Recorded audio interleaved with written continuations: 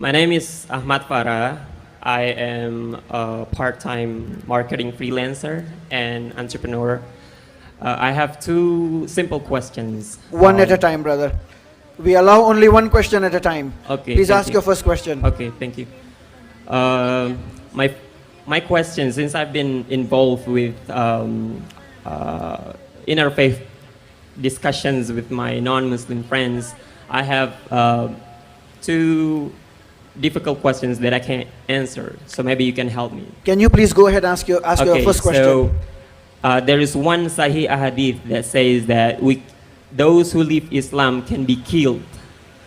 And doesn't it contradict to the Quranic verse that La ikraha fid din, there's no compulsion in religion? So how do you reconcile that? Thank you.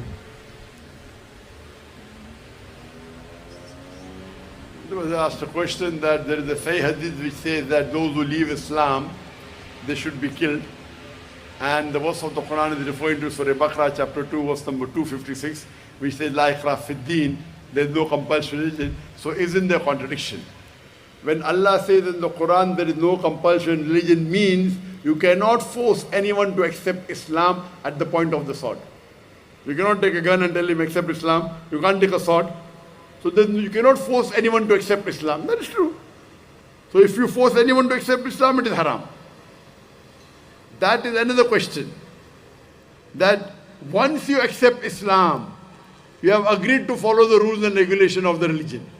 There's a difference between the two. You cannot force anyone to accept Islam, that's not permitted. But someone who accepts the Deen, he is a Muslim, then he leaves the Deen, he is going from the right track to the wrong track. This Islam does not permit. And why Islam says that? They don't want a person to go from good to bad. Islam agrees that Islam is Deenul Haq. You cannot force anyone to accept, but once you accept, it is the rule you have to follow. For example, no one can force you to join a school, correct? Yes. Can someone force you? No. But once you join the school, then you have to wear the uniform or not? Yes. You have to respect the teacher or not? Yes. You have to appear for the examination or not? Yes. If you do bad, then you'll fail or not? 100%. Now, why you're failing me? Not forcing anyone is a different concept. You can't force anyone for him to accept the Deen. And that also you're quoting half. La ikraha fid din, there's no compulsion religion. Truth stands out clear from error. Whosoever holds the hand of Allah subhanahu wa ta'ala, he will take you darkness from light. He will take you from darkness to light. If you hold the hand of the Satan, he will take you darkness to light. So he'll take you from light to darkness, the Satan. Complete the full verse, you're quoting half. So there's no compulsion in anyone. You cannot force anyone for him to accept Islam. But once out of free will he accepts, then he has to follow the rules and regulation of the religion. And we would not want anyone to devalue himself from going outside the Deen. So I agree with that logic, that we should not allow anyone to devalue himself. So that's the reason these are the rules laid down by Allah subhanahu wa ta'ala. Hope that answers the question. But why do I need to be punished? Why do I need to be killed if I want to leave Islam? If you take admission into the school, then you'll fail. Why should I be failed? Why should you be failed? In this, there are two views. One view is the person, like in a country. You know there's something like treason? You know treason? No. Treason means you are selling the secrets of the country to the enemy. Belot kepada negara. Pembelot. Oh. Pengkhianat. If you do that, most of the country, death penalty or life imprisonment. If you do, you cannot say, why is this country giving me death penalty? Why did you do that mistake? Can you argue? No. No, I want to do it, I want to sell. No, why? This is the law of the country. Why did you become a citizen of the country? But I cannot do that to somebody else who's not a citizen of the country. Do you understand? Yes. So these are rules of the country. They're logical. And this is to help the person stay on the straight path. Allah wants a person to go to Jannah. So that's the reason these are deterrents, so that he stays on the straight path. Those person who don't know what is the beauty of Islam, he may think it's illogical. I'm asking a question. Your son wants to jump from the 10-story building. I saw Superman. Will you allow? Will you allow? No. No, but freedom is there. Let your son jump.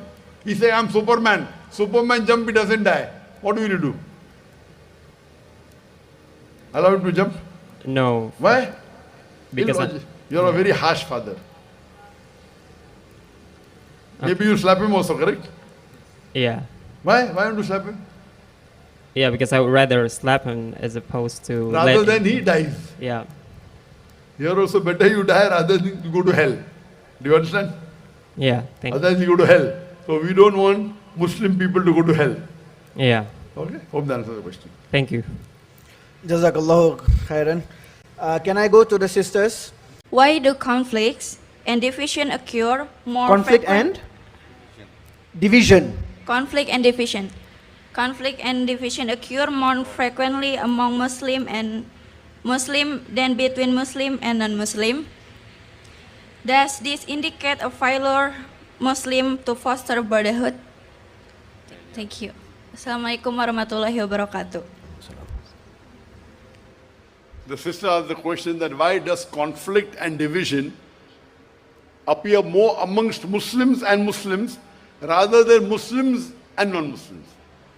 I do agree to a certain extent what the sister is saying is right. Not totally, but I do agree. And she's asking, why do Muslims fight among themselves when we believe in the same Quran, the same Prophet, one Allah? Why do we fight amongst ourselves? The reason is because lack of knowledge, ignorance. Because they don't read the Quran. If they read the Quran and you implement the Quran, the Muslims will be totally united. Unfortunately, we don't read the Quran with understanding. We may read the Arabic without understanding. So if we read the Quran with understanding and implement on it, we'll be united. Unfortunately, someone gives a lecture which may not be part of the Quran, it may not be part of the Hadith, and that's the reason there are differing views. If there are differing views, then okay, my ustad says this, my ustad says this, so there's a fight. Allah gives the solution. In Surah Nisa, chapter 4, verse number 59, I gave the reference, Atiullah, Ati Rasul, and the verse continues. Obey Allah and obey the messenger and those ulil umr, those who have been given the authority, like the scholars. But the verse doesn't end there. It continues. If they differ, go back to Allah and His Rasul. If they differ, you go back to Allah and His Rasul. Which is our scale of checking? If they differ, our scale of checking is the glorious Quran and the Sahih Hadith. So if they differ, you ask both the ustad, where is the reference in the Quran? What does the Quran say? What is mentioned in the Hadith? Let's analyze. So if Quran gives the solution, obey Allah, obey the messenger, obey those people who have knowledge.